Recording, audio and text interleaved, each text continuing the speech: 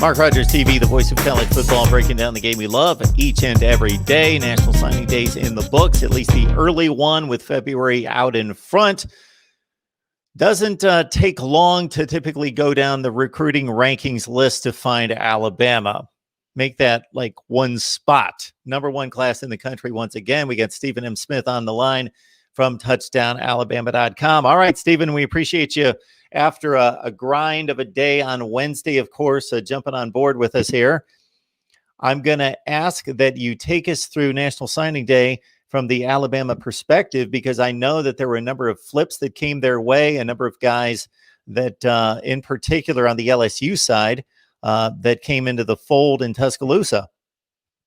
Absolutely. And Mark, just first and foremost, with this class, Nick Saban really got back to having those impactful players, those monsters on the defensive side of the football. Hit on a lot of needs and then some.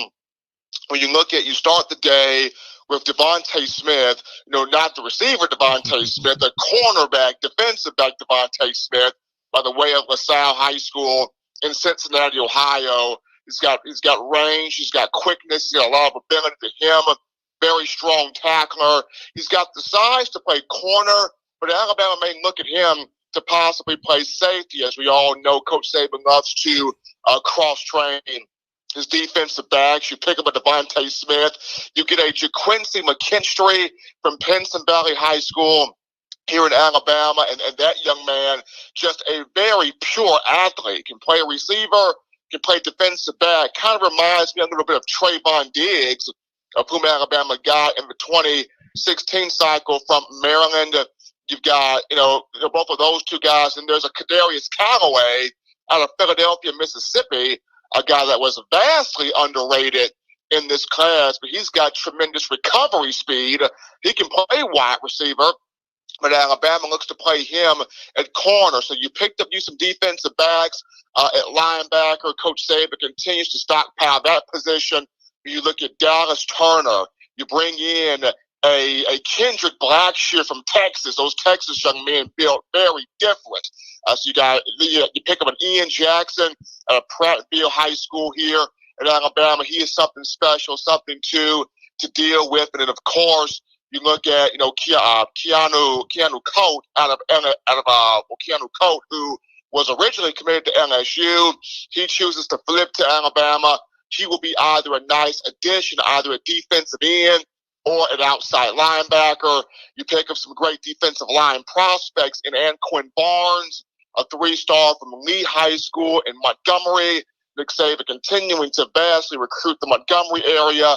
And Damon Payne comes in here as well, a 5-star, very extremely explosive young man. No relation to Deron Payne, who was here from the Birmingham area, but Damon Payne, highly explosive, very quick, very agile on that defensive front. So I think going back to, the 2019 and 2018 classes where Nick Saban missed on some guys defensively in recruiting, and after the struggles it had defensively in 2019, I think Coach Saban thought to himself, we got to get back to recruiting those not only high character guys, but those aggressive players on the field defensively that have made this program what it has been in recent seasons under the Saban tenure.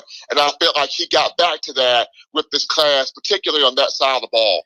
Interesting, Stephen, that you cite defense being a priority and getting those playmakers and game changers on that side of the ball, when Nick Saban, of course, made the comment several weeks ago that was much publicized about offense taking over for defense to a certain extent in regards to winning championships.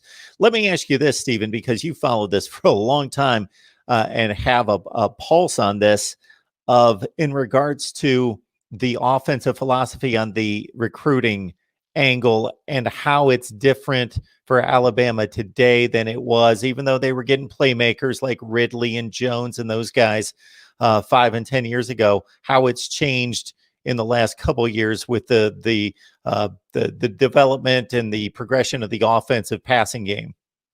Well, football has become so much of a space game now, Mark. Of course, you know as well as I do, it's all about space. It's all about making defenders guard every inch, every blade of grass on that field. The football field 100 yards long or 53 yards wide, and you're making defensive backs guard every inch of that. So in today's day and age, you're looking to have, coordinators, offensive coordinators that are very savvy in how can I create these matchups where I'm stressing out a defensive coordinator, I'm stressing out a defensive head coach, or I'm stressing out defensive players on the field and making them have to guard every inch and dynamic and spectrum of that field. And we can go back to, of course, 2014, where Saban made the move to bring Lane Kiffin into the program. And that was not a popular move at first, but Saban sensed right then and there that the game was changing, that the game was shifting, and how Alabama needed an upgrade on the offensive side of the ball to change that philosophy a little bit. So bringing in Lane Kiffin, 2014 kind of kickstarted that.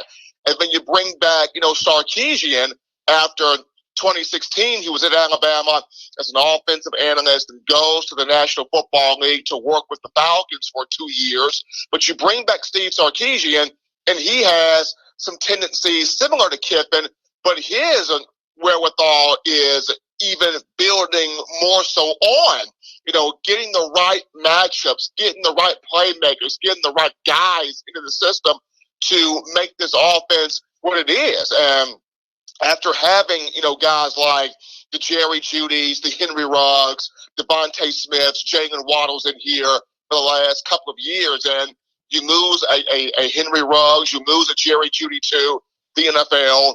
And then after this year, you're going to lose a Devontae Smith to the league and possibly a Jalen Waddle. Saban always likes to have a rotation of 4 to 5 receivers per signing class. So with this group he brought in, you get 2 really fast guys in a Christian Leary from Orlando, Florida, and a JoJo Earl from Alito, Texas.